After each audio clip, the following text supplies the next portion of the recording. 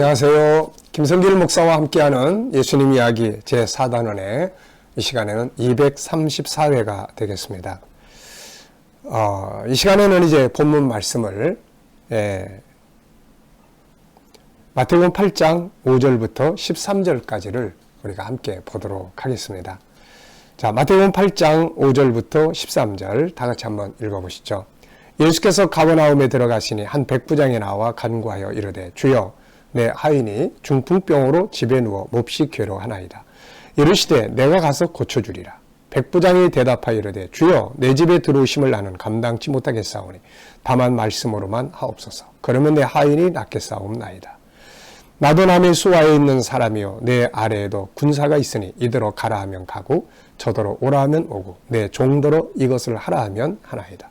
예수께서 들으시고 놀랍게 여겨 따르는 자들에게 이르시되 내가 진실로 너희에게 이르노니 이스라엘 중 아무에게서도 이만한 믿음을 보지 못하였노라.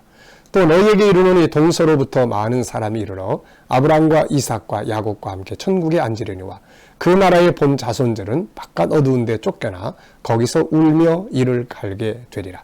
예수께서 백부장에게 이르시되 가라 내 믿음대로 될지어다 하시니 그 즉시 하인이 나으니라. 아멘. 자, 예수님이 산에서 내려오시고 나서 사역이 계속됩니다. 산 위에서는 말씀을 가르치셨는데 밑에 내려오셔서는 주로 일을 지금 하시고 계세요. 가르침과 현장, 공부와 현장. 제가 이제 아이들하고 멘토링, GTS 묵상 나눔을 하면서 여러 가지 멘토를 합니다. 그 중에 하나가 이제 학습 나눔, 또 이런 것들을 같이 나누게 되는데요. 그때 제가 이제 아이들에게 공부가 뭔지 아냐, 이런 질문을 해봐요. 공부. 교육이 뭐냐. 또 우리 부모님들한테도 우리 애가 너무 공부를 안 해요. 그러면은 공부가 뭔지 아세요? 라는 질문을 해요.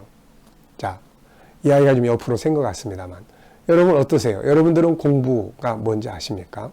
우리는 보통 공부 그러면 책상 앞에 앉아서 책 읽고 있는 게 공부라고 생각하잖아요. 그런데 공부라는 단어를 사전에서 보면은 이렇게 돼 있습니다. 뭐라고 돼 있냐면은 기술과 학문을 습득하는 행위라고 돼 있어요. 하나는 기술, 하나는 현장이에요. 기술은 현장이잖아요. 그리고 하나는 학문이에요. 우리가 이 교육이라는 단어, 자녀들에게 교육을 시킬 때 우리 열심히 교육시키잖아요. 교육이라는 말이 무슨 뜻일까요? 역시 사전적 의미를 보면은 사회생활을 하기 위해서 필요한 기술과 그 다음에 학습, 그 다음에 체력, 그리고 감성을 훈련하는 것이다 라고 이야기를 해놨어요. 그러니까 무슨 이야기냐면은 모든 것은 다 두 가지가 같이 가야 돼요. 자전거 두 바퀴처럼. 하나는 공부, 가르침, 지식, 하나는 현장이에요. 이 두 가지 중에 하나가 약하면 안 돼요. 그 중에서도 현장이 약하면 안 됩니다. 현장이. 이게 강화돼야 돼요. 그래야 공부했어도 밖에 나가서 뭔가 할 수가 있는 거지. 공부 실컷 다 석박사까지 다 했는데 현장 능력이 떨어져서 밖에 나가니까 아무것도 할 수 없다면 이건 공부가 아니죠. 네, 그래서 우리가 예수님의 사역을 보면서 이런 부분들조차도 아름다운 진정한 삶은 지식과 학습과 현장이 같이 가는 거구나. 이걸 우리가 배워야 합니다. 신앙도 마찬가지예요. 말씀 열심히 공부하고 배웠으면 그걸 필요로 하는 현장에 가서 일을 해야 되잖아요. 이거. 그게 없이 그냥 공부만 한다? 성경만 막 달달달 외운다? 무슨 의미가 있겠어요, 이거. 성경은 그 자체가 우리에게 현장을 말씀하고 있죠. 자, 예수님의 사역은 이렇게 산에서 내려오신 다음에 계속 이제 가르침이 아니라 사역이 치유가 이루어지기 시작을 해요. 그래서 이 시간에는 우리가 이미 앞부분에서 한번 살펴본 내용들입니다만은 예수님의 사역의 내용에 대해서 우리가 좀 또 한번 잠깐 살펴보고 그 다음에 이 백부장의 믿음과 이 내용에서 나타나는 치유의 역사들 보도록 하겠습니다. 이 8장과 9장은 주로 치유 사역이에요.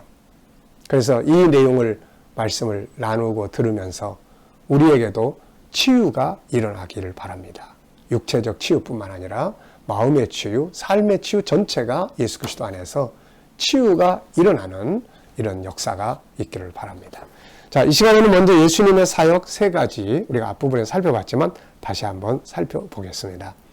예수님의 사역은 세 가지로 이렇게 나눠져 있죠. 네, 하나는 말씀을 가르치시고 전파하시는 사역이에요. 주님이 말씀 가르치고 전파를 하세요. 산상순도 가르치고 회개하라 천국이 가까이 왔다 말씀도 외치시고 이렇게. 근데 그분의 가르침의 말씀의 중심은 천국입니다. 세상 나라가 아니고 천국을 중심으로 가르치고 계신 것이죠. 그래서 항상 주님의 가르침을 이렇게 들여다보면은 천국 가는 길이 되시는 예수님의 십자가를 이야기를 하세요. 내가 십자가에 죽을 거야. 이걸 가르치고 계세요. 그 다음에 또 하나는 천국인들이 이 땅에서 어떻게 살아야 행복하고 어떻게 살아야 세상에서 성공적인 삶을 사는지 이걸 가르치고 있어요. 그래서 예수님의 가르침을 잘 배우고 따라가면 구원을 받고 그리고 세상에서 행복하고 성공하게 살 수가 있습니다. 두 번째는 예수님의 하신 일이 이렇게 첫째는 산 위에서 말씀 가르쳤어요. 그 다음에 두 번째는 치유와 기적의 사역이에요. 주님이 계신 현장을 가보면 항상 이게 있어요. 육체의 치료도 있고 그래서 다양한 질병들, 귀신 들린 자들 치료하시고 또 마음의 아픔도 치료하세요. 사마리아 여인 같은 경우 예수님 부인하고 마음의 아픔을 겪는 베드로에게 요한복음 2장 21장에서 예수님 찾아오셔가지고 네가 이 사람들보다 나를 더 사랑하느냐. 사실 이것은 예수님 부인 3번 부인하고 상처투성이로 아픈 마음을 가지고 있는 이 베드로의 마음을 예수님이 치료하시는 내용이죠. 또 음행하다 붙들린 여인, 몸도 마음도 다 상처투성인 여인에게 죄를 정죄하지 않으시고 용서하심으로 치유하세요.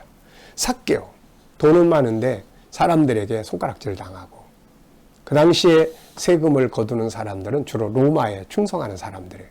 그래서 세금 많이 걷어다가 자기 거 챙기고 로마에 갖다 바치고 그러니까 백성들에게 욕을 엄청 많이 먹고 살았죠.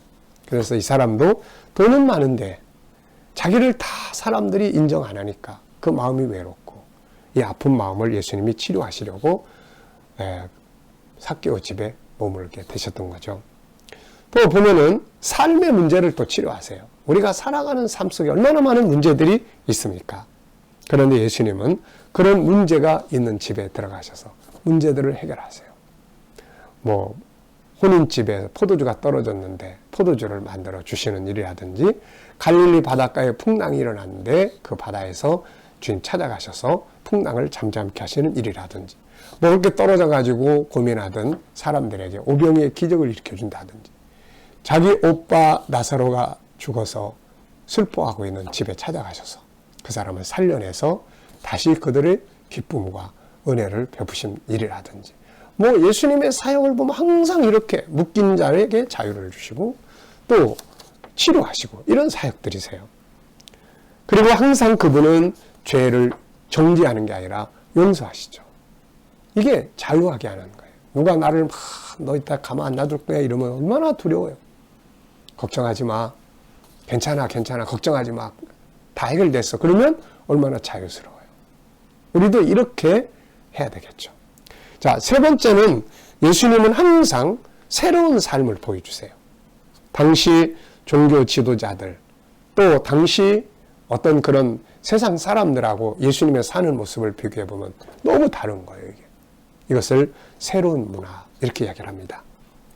우리는 보통 문화 그러면 뭐 노래 만들고 영상 만들고 뭐 이런 거 많이 생각하지만 예수님의 문화는 라이프예요. 라이프. 삶이죠. 그 속에서 세상 사람들과는 다른 가치의 문화를 보여주신 거예요.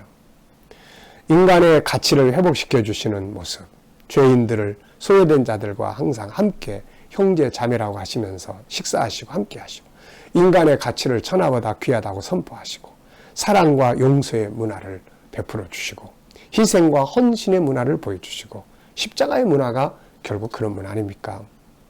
그리고 세상의 물질력보다는 하나님과 늘 소통하시는 이런 삶의 문화들, 네. 죄 지은 자를 용서하시는 문화, 그 귀신 들려서 버림받은 사람들을 찾아가가지고 그 귀신을 쫓아내고 다시 재생시켜주시는 이런 소생시키시는 문화. 참 이게 얼마나 멋진 문화입니까? 우리 가정에서 이런 문화가 있어야죠.